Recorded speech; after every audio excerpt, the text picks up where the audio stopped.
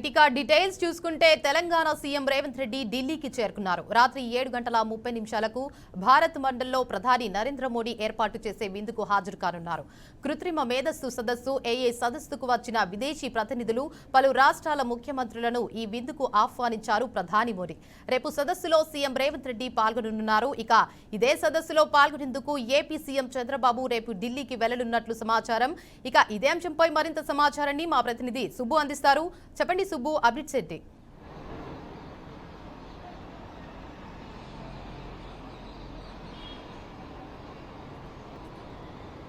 Okay, ఇప్పటికే తెలంగాణ ముఖ్యమంత్రి రేవంత్ రెడ్డి ఢిల్లీకి చేరుకున్నారు. అయితే రేవంత్ రెడ్డితో ఈరోజు 7:30 భారత్ మండలిలో ప్రధానమంత్రి ఇచ్చే విందుకు కూడా హాజరవుతారు. అక్కడ ఏఐ ప్రతినిధుల సమావేశం జరగనుంది. దీనికి సంబంధించి విదేశాల నుంచి కొంతమంది నిపుణులు వచ్చున్నారు, అతిథులు కూడా వచ్చున్నారు. వీళ్ళందరితో పాటు రేవంత్ రెడ్డి కూడా ఈ కార్యక్రమానికి హాజరవుతారు. రేపు జరిగే ఏఐ కృత్రిమ మేధ సదస్సులో వివిధ దేశాలకు చెందిన ప్రతినిధులతో పాటు రాష్ట్రానికి చెందిన వివిధ రాష్ట్రాల ముఖ్యమంత్రులు కూడా ఈ కార్యక్రమంలో హాజరవుతారు. ఈ కార్యక్రమం ప్రతిష్టాత్మకత తీసుకున్న కేంద్ర ప్రభుత్వం రానున్న రోజుల్లో ఒక విప్లవాత్మక మార్పులు తీసుకురావనుంది ప్రపంచంలో అని చెప్పేసి ప్రధానమంత్రి మోడీ అయితే బలంగా నమ్ముతున్నారు. ఈ నేపథ్యంలో ఏఐకి సంబంధించి ఏ రకంగా విస్తరించాలి, దేశంలో ఏ రకమైన జాగ్రత్తలు తీసుకోవాలి, దానికి సంబంధించి ఏ రకమైన పరిణామాలు ఉంటాయి, విద్యలో కావచ్చు, వైద్యంలో కావచ్చు, ప్రతి దానిలో కూడా విద్య, వైద్యం, వ్యవసాయంలో కూడా ఒక ప్రాధాన్యత సంతరించుకుందని చెప్పుకోవచ్చు. ఏవేవి విప్లవాత్మక మార్పులు వస్తున్నాయి ఏఐలో. నిన్న కూడా చూస్తుంటే ఆంధ్రప్రదేశ్లో చంద్రబాబు నాయుడు ముఖ్యమంత్రి ఎవరైతే ఉన్నారో బిల్ గేట్స్ని తీసుకొచ్చి వ్యవసాయంలో చేస్తున్న విప్లవాత్మక మార్పుల గురించి ఆయనకు వివరించడం జరిగింది. డ్రోన్స్ ద్వారా ఏదైతే ఈ మందులు పిచికారీ కావచ్చు, ఇంకా వాటర్ సంబంధించి ఏదైనా కానీ డ్రోన్స్ ద్వారా వినియోగించుకునే అవకాశం ఉందని కూడా చెప్పడం జరిగింది. ఈ విధంగానే ఏది దేశవ్యాప్తంగా విస్తరించాలి, పలు వాటిల్లో ఏదైతే విద్య కావచ్చు, వైద్యం కావచ్చు, వ్యవసాయం కావచ్చు, ఏదైతే వాటిలన్నింటిలో కూడా ఏ రకంగా విస్తరించాలనే దాని మీద ఒక నిపుణుల చర్చ అయితే జరుగుతుంది. దీనికి పలు రాష్ట్రాల ముఖ్యమంత్రితో పాటు విదేశాల నుంచి కూడా కొంతమంది ప్రతినిధులు బృందం ఇప్పటికే ఢిల్లీ చేరుకుంది. వీళ్ళందరికీ భారత మండలిలో ఈరోజు ప్రధానమంత్రి విందు ఇవ్వనున్నారు. ఈ కార్యక్రమానికి ఆల్రెడీ ఇప్పటికే రేవంత్ రెడ్డి ఢిల్లీ చేరుకున్నారు. కొద్దిసేపట్లో ఆ కార్యక్రమంలో హాజరై ప్రధానమంత్రి ఇచ్చే విందుకు హాజరవుతారు. అక్కడ వివిధ రాష్ట్రాల ముఖ్యమంత్రులు ఇప్పటికే చేరుకుని ఉన్నారు. వాళ్ళందరినీ కూడా కలుస్తారు. అంతేకాకుండా విదేశాల నుంచి వచ్చిన కొంతమంది ప్రతినిధులు కావచ్చు, ఐటీ దానికి సంబంధించిన కొంతమంది నిపుణులు కావచ్చు, వాళ్ళు కూడా అక్కడ చేరుకున్నారు. వాళ్ళందరితో కూడా ముఖ్యమంత్రి రేవంత్ రెడ్డి చర్చిస్తారు. అదేవిధంగా ఆంధ్రప్రదేశ్ ముఖ్యమంత్రి చంద్రబాబు నాయుడు కూడా రేపు ఉదయం ఈ ఏఐ సదస్సులో పాల్గొనే అవకాశం ఉంది. నేరుగా ఢిల్లీ వెళ్ళి ఆ సదస్సుకు హాజరవుతారని చెప్పేసి కూడా ఆంధ్రప్రదేశ్ ముఖ్యమంత్రి కార్యాలయ వర్గాలు కూడా తెలిపినట్టుగా కూడా తెలుస్తుంది. ఇది టోటల్గా ఉన్న పరిస్థితి. Right, thank you for the update Subbu. మాజీ మంత్రి అంబటి రాంబాబు రాజమండ్రి సెంట్రల్ జైలు నుంచి విడుదలయ్యారు. సంక్రాంతి లక్కీ డ్రా కేసులో బెయిల్ మంజూరు కావడంతో ఆయన ఈ రోజు విడుదలయ్యారు. జైలు నుండి విడుదల అనంతరం అంబటి రాంబాబు మాట్లాడుతూ ఎన్ని రోజులైనా జైల్లో ఉండేందుకు సిద్ధంగా వెళ్లానన్నారు. తనను బయటకు రాకుండా అడ్డుకునే ప్రయత్నం చేశారని, తన కుటుంబ సభ్యులను కూడా వేధించారని ఆరోపించారు. దీనికి సంబంధించిన మరింత సమాచారాన్ని మా బీఆర్కే ప్రతినిధి అశోక్ అందిస్తారు. అశోక్, చెప్పండి, ఈ అంశానికి సంబంధించిన అప్డేట్ ఏంటి? సో ప్రస్తుతంగా ఏదైతే మాజీ మంత్రి అంబటి రాంబాబు అరెస్ట్ అయితే మాత్రం ఈ 18 రోజులు కూడా పూర్తి స్థాయిలో మాత్రం ఉత్కంఠభరంగా మారింది. రాజమండ్రి సెంట్రల్ జైళ్లకు అనేక మంది వైఎస్ఆర్సీపీ నాయకులు, ఎవరైతే మాజీ సీఎం జగన్మోహన్ రెడ్డి ఆదేశాల మేరకు కూడా అటు మంత్రులు కానివ్వండి, ఎమ్మెల్యేలు కానివ్వండి, ములాఖత్ ద్వారా ప్రతిరోజు కూడా ధైర్యం చెప్పడం జరుగుతూనే వస్తుంది.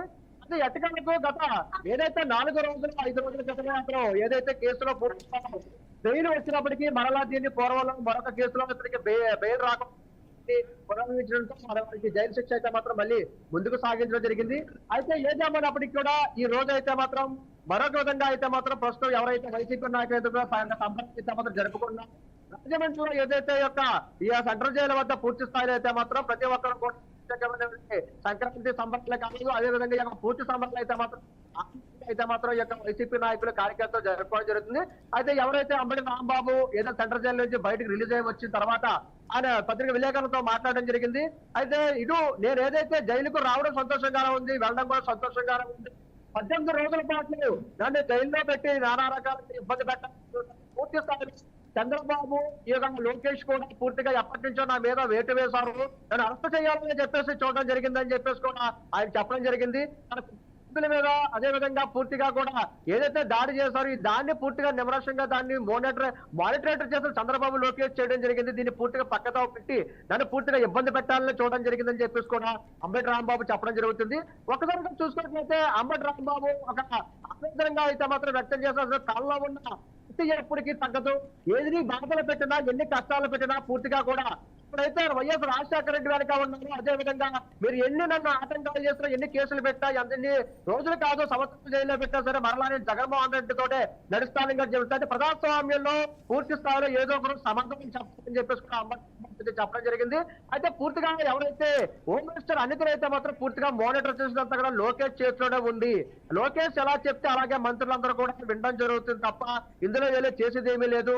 పోలీసులు ప్రభుత్వం కుమ్మక్కై నన్ను కావాలని చెప్పేసి యొక్క కేసులో అయితే మాత్రం జరిగింది. అయితే ఏదైతే పొరపాటు మాటలు పశ్చాత్తాపడ్డాను చెప్పిన తర్వాత కూడా దీన్ని కావాలని చెప్పి విషయం చేసి మొత్తం అంతా కూడా దాడికి చేయడం జరిగింది. నా యొక్క కుటుంబ సభ్యులు లోపల కూడా వెళ్లకుండా అనేక రకాల హింసించడం కూడా జరిగింది. వారి మనోవేదన కూడా గురగారు, ఎంతో బాధపడ్డారు.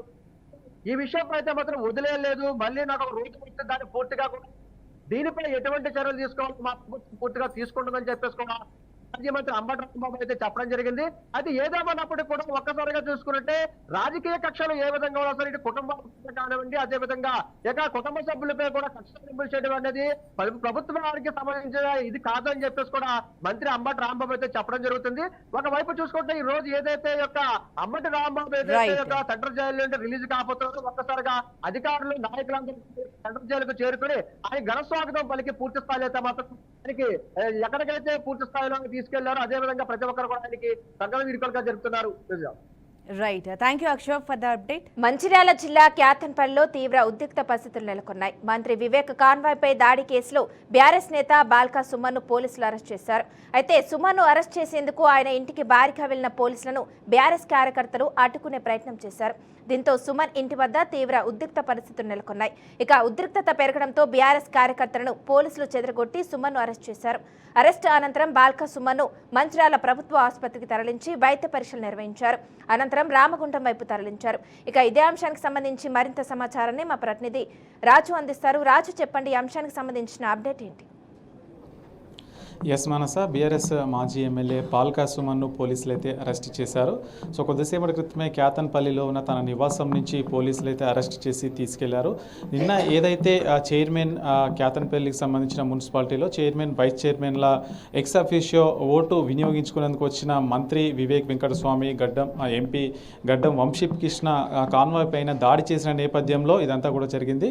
సో అక్కడ తన కార్యకర్తల్ని, తన కౌన్సిలర్లను కిడ్నాప్ చేశారని ఆరోపణల మీద ఈ దాడి అయితే చేశారు. మొత్తానికి బాల్కా సుమన్ను అరెస్ట్ చేసి మంచిర్యాల ప్రభుత్వ ఆసుపత్రికి అయితే తరలించారని చెప్పొచ్చు. ఇది ముఖ్యంగా క్యాతన్పల్లి మున్సిపాలిటీ ఏదైతే ఉందో దానికి సంబంధించి కూడా ఇదైతే జరిగిందని చెప్పొచ్చు. సో అక్కడ బీఆర్ఎస్ పార్టీ ఏదైతే ఉందో అక్కడ మెజారిటీ స్థానాలు అయితే కైవసం చేసుకుంది. సో ఆ నేపథ్యంలో కాంగ్రెస్ పార్టీ అక్కడ చైర్మన్లు అట్లాగే వైస్ చైర్మన్ కైవసం చేసుకోవాలని దురుద్దేశంతో ఈ విధమైనటువంటి చర్యలకు పాల్పడుతుంది. అధికారం అడ్డం పెట్టుకొని మంత్రి వివేక్ వెంకటస్వామి కూడా ఇదంతా నడిపిస్తున్నాడని చెప్పేసి బాల్కా సుమన్ పెద్ద ఎత్తున ఆరోపిస్తున్న పరిస్థితి. మరి దీనిపై బీఆర్ఎస్ వర్కింగ్ ప్రెసిడెంట్ కేటీఆర్ కూడా స్పందించారు. ఇది ప్రజాస్వామ్యంలో ఇలాంటి సరైనవి కాదు అని కూడా ఘాటుగా విమర్శించిన పరిస్థితి. ప్రస్తుతం అయితే బీఆర్ఎస్ కార్యకర్తలకు అట్లాగే పోలీసులకు మధ్య తీవ్ర ఉద్రిక్త వాతావరణం నెలకొంది. ఇప్పుడు మంచిర్యాల ప్రభుత్వ ఆసుపత్రికి తరలించి వైద్య సేవల నిమిత్తం తర్వాత పోలీస్ స్టేషన్కి అయితే తరలిస్తారు. దాంతో ఇక ఏదైతే క్యాతన్పల్లి మున్సిపాలిటీ ఉందో అక్కడైతే ప్రస్తుతానికైతే ఎంపిక చైర్మన్లు, వైస్ చైర్మన్లు ఏవైతే ఉన్నాయో అదైతే వాయిదా పడిన పరిస్థితి. మరొక వైపు అధికారాన్ని అడ్డం పెట్టుకొని ఎన్ని రోజులు ఇలాంటి అరాచకాలు చేస్తారని చెప్పేసి బాల్కా సుమన్ పోలీసుల పైన అట్లాగే మంత్రి వివేక్ పైన పెద్ద ఎత్తున విమర్శలు అయితే చేశారు. సో అక్కడ కొద్దిగా ఉద్రిక్త వాతావరణం ఎక్కువైన నేపథ్యంలో ఏవైతే బారికేడ్స్ ఉంటాయంటే పోలీసుకు సంబంధించిన బారికేడ్స్ వాటిని తీసుకొని పోలీసులపైన దాడి చేయడం, అట్లాగే కాంగ్రెస్ కార్యకర్తలపైన దాడి చేయడం ఈ ఉద్రిక్త వాతావరణానికైతే నెలకొందని చెప్పొచ్చు. సో అక్కడ కొంత ఘర్షణ వాతావరణం అయితే అక్కడ ఉన్నటువంటి పోలీసులకు అట్లాగే కార్యకర్తలకైతే తీవ్రమైనటువంటి గాయాలైన వాళ్ళందరినీ కూడా ఆసుపత్రులకు అయితే తరలించారు. సో మరొక వైపు మంత్రి వివేక్ కూడా మీడియాతో మాట్లాడుతూ సో వాళ్ళే మాపైన దాడి చేశారు, మాపైన దాడి చేసి వాళ్ళే మాపైన దాడి చేశారని చెప్పేసి అయితే వాళ్ళు ప్రతి విమర్శలు అయితే చేస్తున్న పరిస్థితి. మొత్తానికి ఏదైనా కానీ ఇలాంటివి మున్సిపాలిటీకి సంబంధించి ఒక చైర్మన్, వైస్ చైర్మన్ పదవిని దక్కించుకోవడానికి ఇలాంటి చర్యలకు పాల్పడాల్సిన అవసరం లేదని రాజకీయ విశ్లేషకులు అయితే చెప్తున్నారు. సో ప్రస్తుతానికైతే క్యాతన్పల్లి మున్సిపాలిటీ ఏదైతే ఉందో ఆ ఎన్నిక తాత్కాలికంగా నిలిచిపోయిన పరిస్థితి. మరొక వైపు బాల్కా సుమన్ మాట్లాడుతూ చెన్నూరు నియోజకవర్గంలో ఆ చెన్నూరు మున్సిపాలిటీ ఏదైతే ఉందో అక్కడ కాంగ్రెస్ పార్టీకి స్పష్టమైన మెజారిటీ అయితే వచ్చింది, మేము ఎలాంటి జోక్యం చేసుకోలేదని అయితే బాల్కా సుమన్ చెప్పారు. సో క్యాతన్పల్లిలో బీఆర్ఎస్కు స్పష్టమైన మెజారిటీ వచ్చినప్పుడు ఎందుకు ఇక్కడ మీరు చైర్మన్ అట్లాగే వైస్ చైర్మన్లను దక్కించుకోవడానికి ఇలాంటి చర్యలకు పాల్పడుతున్నారని చెప్పేసి మంత్రి వివేక్ పైన పెద్ద ఎత్తున విమర్శలు అయితే గుప్పిస్తున్నారు. సో మొత్తానికైతే బాల్కా సుమన్ మాజీ ఎమ్మెల్యే బాల్కా సుమన్ పోలీసుల అదుపులో ఉన్నది. ప్రస్తుతం మంచిర్యాల ఆసుపత్రిలో వైద్య పరీక్షల కోసం అయితే అక్కడికి తరలించారు. దాని తర్వాత పోలీస్ స్టేషన్ అయితే తరలిస్తారు Manasa. Okay, thank you Raju, thanks for the update. Andhra Pradesh శాసన మండలిలో తిరుమల శ్రీవారి లడ్డు ఇందాపూర్ డైరీ అంశంపై అధికార విపక్షాల మధ్య వాగ్వాదం జరిగింది.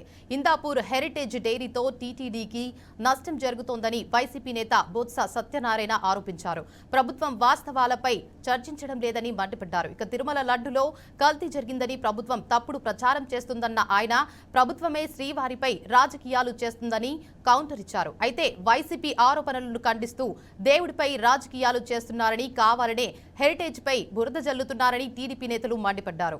ఇక ఇదే అంశంపై మరింత సమాచారాన్ని మా ప్రతినిధి సువర్ణబాబు అందిస్తారు. చెప్పండి సువర్ణబాబు, అప్డేట్స్ ఏంటి?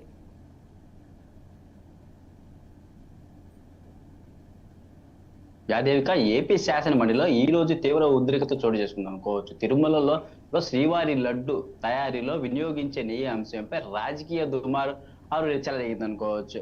ఇందాపూర్ డైరీ హెరిటేజ్ సంస్థల మధ్య ఉన్న సంబంధాలపై వైసీపీ నేతలు తీవ్ర ఆరోపణలు అయితే చేశారు. ఈ వ్యవహారంతో తిరుమలలో తిరుపతి దేవస్థానాలకు భారీ నష్టం జరిగిందని విపక్ష వైసీపీ అయిన మండలిలో అయితే విమర్శల మాటల దాడి అయితే జరిగింది. ఈ సందర్భంగా మాజీ మంత్రి ఏదైతే బొత్స సత్యనారాయణ ప్రభుత్వంపై తీవ్ర స్థాయిలో మండిపడ్డారనుకోవచ్చు. నిజం లేని అంశాలపై కల్తీ ప్రచారంగా ప్రజల్లో తీసుకెళ్తున్నారని, శ్రీవారి లడ్డు అంటే పవిత్రమైన అంశాలను రాజకీయ లబ్ధి కోసము వాడుకుంటున్నారని అయితే పెద్ద ఎత్తున ఆరోపణలు అయితే చేశారు. అయితే ఈ విమర్శలకు అధికారికంగా తెలుగుదేశం పార్టీ ఏదైతే ఉంది తీవ్రంగా ప్రతిస్పందించింది. దేవుడిపై అనవసరమైన రాజకీయంగా చేస్తున్నారంటూ వైసీపీ అయితే కౌంటర్ అయితే ఇచ్చారు. కావాలనే హెరిటేజ్ ఫుడ్స్ బురద జల్లే ప్రయత్నం అయితే జరుగుతుంది అని అయితే పెద్ద ఎత్తున ఆరోపణలు అయితే చేశారు. ఇక లడ్డు తయారీకి సరఫరా చేసే నెయ్యి ఈ విషయంలో ఇందాపూర్ డైరీ పేరు తెరపైకి రావడంతో రాజకీయ వేడి అయితే మరింతగా ఇంకా వేడెక్కింది అనుకోవచ్చు. ఒకవైపు శ్రీవారి పవిత్రతను కాపాడాలన్న మాటలు, మరోవైపు రాజకీయ ఆరోపణలు అయితే ప్రత్యారోపణలు అయితే జరిగినాయి. ఏపీ శాసన మండలిలో వాతావరణం అయితే పూర్తిగా హీట్ ఎక్కింది అనుకోవచ్చు. ఈ అంశంపై ప్రభుత్వం ఎలాంటి స్పష్టన ఇస్తుందా, టీడీపీ నుంచి అధికార వివరణలో వస్తుందా లేదా అని వేచి చూడాల్సి వస్తుంది. Devika, right, thank you for the update Suvarna Babu. Annamayya జిల్లా మదనపల్లిలో బాలిక హత్య కేసులో నిందితుడు కులవర్ధన్ ఆత్మహత్య చేసుకున్నాడని ఎస్పీ ధీరజ్ వెల్లడించారు. అతన్ని పోలీస్ స్టేషన్కు తీసుకెళ్తుండగా నిందితుడు తప్పించుకున్నాడని ఆయన తెలిపారు. అతని కోసం ప్రత్యేక బృందాలు గాలింపు చేపట్టాయన్నారు. ఈ క్రమంలో చెరువులో కులవర్ధన్ మృతదేహం లభ్యమైందని ఎస్పీ ధీరజ్ వెల్లడించారు. కేసుపై దర్యాప్తు కొనసాగుతోందన్నారు. అయితే మదనపల్లె ప్రభుత్వ ఆసుపత్రిలో కులవర్ధన్ మృతదేహం అనాథశవంలా ఉంది. బంధువులు ఎవరూ ముందుకు రాకపోవడంతో మృతదేహం అక్కడే ఉంచారు. కుటుంబ సభ్యులు మృతదేహాన్ని తీసుకెళ్లేందుకు నిరాకరించినట్లు సమాచారం. దీనికి సంబంధించిన మరింత సమాచారాన్ని మా బీఆర్కే ప్రతినిధి కృష్ణ అందిస్తారు. కృష్ణ, చెప్పండి, అంశానికి సంబంధించిన అప్డేట్ ఏంటి? ఏదైతే నిన్నటి దినాన జరిగినటువంటి ఏదైతే రిషిక ప్రియ మరణం విషయం అయితే పూర్తిసారి అయితే జీర్ణించుకోలేని విషయం అయితే తల్లిదండ్రులకి ఉందనేసి అనుకోవచ్చు. అయితే మొత్తానికి చూసుకుంటే అన్నమయ్య జిల్లాలోని మదనపల్లిలో ఏదైతే కోటగట్లపల్లి సమీపంలో ఉన్నటువంటి రిషికప్రియ నివాసం నుంచి సోమవారం సాయంత్రం 4 గంటల సమయంలో అయితే ఆ చిన్నారి ఇంటి నుంచి బయటకు వెళ్ళడం జరిగింది. అదే సమయంలో కులదీప్ అనే ఒక కిరాతకుడు ఇంట్లోకి తీసుకెళ్లేసి అతని నీచంగా నికృష్టంగా ఆ అమ్మాయిని లైంగికంగా ఆ చిన్నారిని లైంగికంగా ఇది పాడు చేసేది కూడా అనిపిస్తుంది. అయితే మొత్తానికి చూసుకుంటే పూర్తిస్థాయి అయితే ఏదైతే అప్డేట్స్ కావచ్చు పోలీస్ శాఖ వారి దర్యాప్తులో భాగంగానే పూర్తిగా అయితే కులదీప్ ని కూడా అదుపులోకి తీసుకోవడం జరిగింది. అదేవిధంగా ఆ అదుపులో ఉన్న కులదీప్ తప్పించుకొని ఎలా వెళ్ళాడు అనేది కూడా ఒక ప్రశ్నార్థంగా కూడా ఉందని అనుకోవచ్చు. ఇక నేపథ్యంలో అయితే పూర్తిగా అయితే ఎస్పీ ఇచ్చిన ఏదైతే స్టేట్మెంట్ కావచ్చు, అయితే ఎస్పీ ధీరాజ్ ఇచ్చిన స్టేట్మెంట్ ప్రకారం అయితే పూర్తిగా అయితే కస్టడీకి తీసుకెళ్తున్న సమయంలో అతను మిస్ అయ్యాడు, అదే విధంగా అతను మరణించాడు అనేసి చెప్పడం అనేది కూడా ఒక ఆశ్చర్యకరంగా కూడా ఉందని అనుకోవచ్చు. అయితే మొత్తానికి ఏదేమిటప్పుడు కూడా రిషికప్రియ చిన్నారి మరణం తర్వాత అయితే పూర్తిశాలు అయితే కులదీప్ కులవర్ధన్ కూడా మరణించడం జరిగింది. అయితే ఒక చెరువులో అంగళ సమీపంలో ఉన్నటువంటి ఒక చెరువులో అతను మృతదేహం కూడా లభ్యమైందని కూడా అనుకోవచ్చు. అయితే మొత్తానికి చేతులు కూడా అతని కులవర్ధన్ చేతులు కూడా నీలకపోయి ఉన్నాయన్నమాట.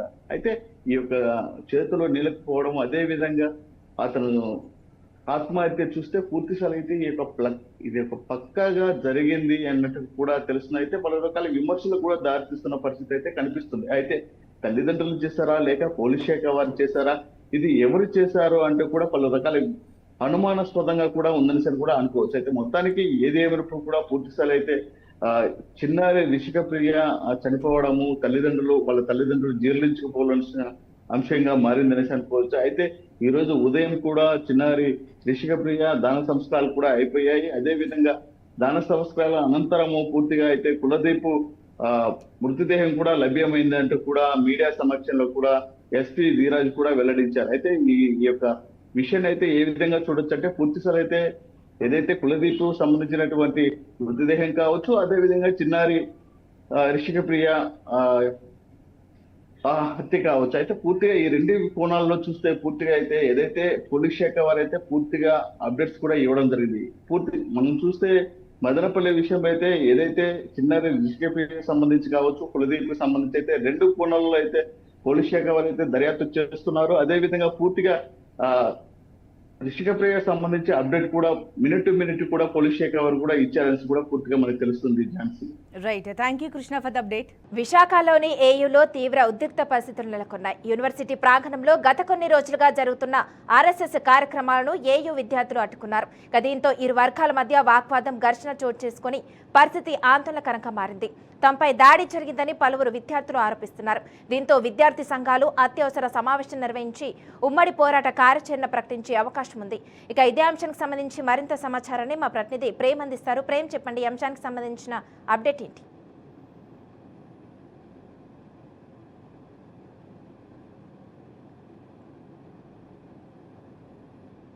రెండు కోణాల్లో చూడాల్సి వస్తుంది. అసలు వాస్తవానికి ఏం జరిగిందనే మన విషయం మాట్లాడుకోవాల్సి వస్తే, నిన్న మంగళవారం సాయంత్రం ఆంధ్ర యూనివర్సిటీలో యథావిధిగా ఇటు ఆర్ఎస్ఎస్ అంటే ఏబీవీపీ సంబంధించి ఆర్ఎస్ఎస్ వాళ్ళు ఇటు కర్రలతో ఇప్పుడు కూడా కర్రసాము కూడా వాళ్ళు చేస్తూ ఉంటారు. అదే ప్రాక్టీస్ కూడా వాళ్ళు ఆంధ్ర యూనివర్సిటీ సంబంధించిన బాస్కెట్బాల్ గ్రౌండ్లో అయితే వాళ్ళు చేయడం, వాళ్ళు ప్రాక్టీస్ చేస్తుండగా ఎస్ఎఫ్ఏ విద్యార్థులు ఎవరైతే ఉన్నారో వాళ్ళు వచ్చి వాళ్ళని అడ్డుకొని వాళ్ళపై దాడి చేశారనే ఆరోపణలు అయితే ఇటు ఏబీపీ వాళ్ళు చేస్తున్న పరిస్థితి కనబడుతుంది.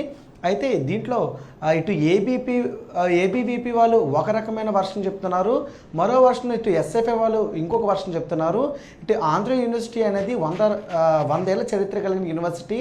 ఇక్కడ అంటే నాన్ స్టూడెంట్స్ అంటూ ఏబీవీపీ ఆర్ఎస్ఎస్ వారి కార్యకలాపాలు జరుపుతున్నారు, అలాగే వాళ్ళు మత విద్వేషాలు రెచ్చగొడుతున్నారు. అదేవిధంగా ఇటు ఆల్కహాలిక్ అలాగే డ్రగ్స్ను కూడా తీసుకుని వస్తూ చేస్తున్నారనే వివిధ రకమైన ఆరోపణలు అయితే వాళ్ళు చేస్తున్న పరిస్థితి కనబడుతుంది. అదేవిధంగా మనం చూసుకున్నట్లయితే ఇటు వాళ్ళు ఏదైతే ప్రాక్టీస్ చేస్తున్నారో అది ఆర్ఎస్ఎస్ వాళ్ళు ప్రాక్టీస్ చేస్తున్నారు.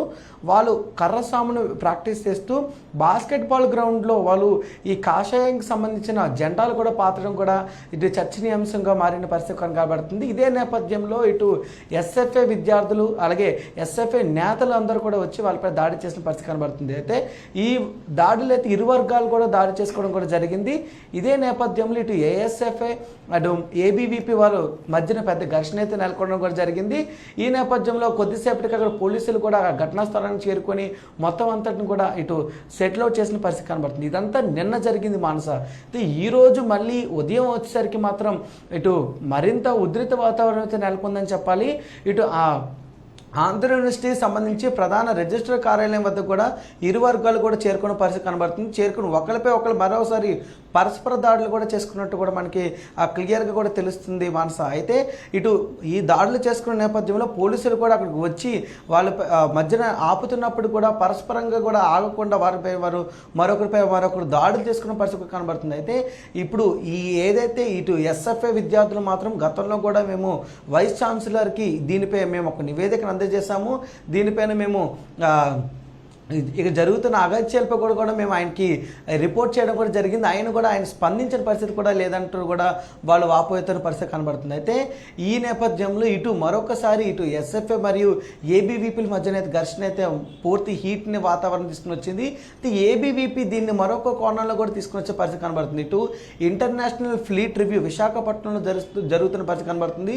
దీన్ని ఇంటర్నేషనల్గా ఈ కమ్యూనిస్ట్ పార్టీకి సంబంధించి ఈ కమ్యూనిస్ట్ వాదనలతో సరికూడిన ఎస్ఎఫ్ఐ వాళ్ళు మాత్రం ఈ మొత్తం ఇంటర్నేషనల్ ఫ్లీట్ రివ్యూని అంటే భంగం కలిగించే విధంగా కూడా చేయడానికి ప్రయత్నం చేస్తున్నట్టు కూడా వాళ్ళు ఇటు ఏబీవీపీ విద్యార్థి సంఘ నేతలు కూడా వాపే పరిస్థితి కనబడుతుంది. అయితే ఈరోజు మాత్రం విశాఖ ఆంధ్ర యూనివర్సిటీలో మాత్రం ఒక పూర్తి స్థాయిలో కూడా హీట్ ఎక్కిన వాతావరణం అయితే కనిపించింది. అయితే కొద్దిసేపటికే ఇటు పోలీసులు మరొకసారి రంగప్రవేశం చేసి మొత్తం పరిస్థితి అంతా కూడా చక్కదిద్దిన పరిస్థితి కనబడుతుంది. అయితే ఏది ఏమైనప్పటికీ కూడా ఆంధ్ర యూనివర్సిటీ అంటే 100 ఏళ్ల చరిత్ర కలిగిన యూనివర్సిటీ, ఎంతోమంది మహులు కూడా ఇక్కడ నుండి బయటకు వచ్చిన పరిస్థితి కనబడుతుంది. అయితే ఇదే యూనివర్సిటీలో చదువుకున్న మిగతా వాళ్ళు కూడా బయటకు రావడం పరిస్థితి కనబడింది. అయితే దీనిపై భవిష్యత్ కార్యాచరణ ఏ విధంగా చేస్తారన్న పరిస్థితి కూడా మనం చూడాల్సి వస్తుంది Manasa. Okay, thank you Prem, thanks for the update. ఇవి 686 అప్డేట్స్. మరిన్ని అప్డేట్స్ కోసం చూస్తూనే ఉండండి బీఆర్కే న్యూస్, తెలుగుడి సత్తా.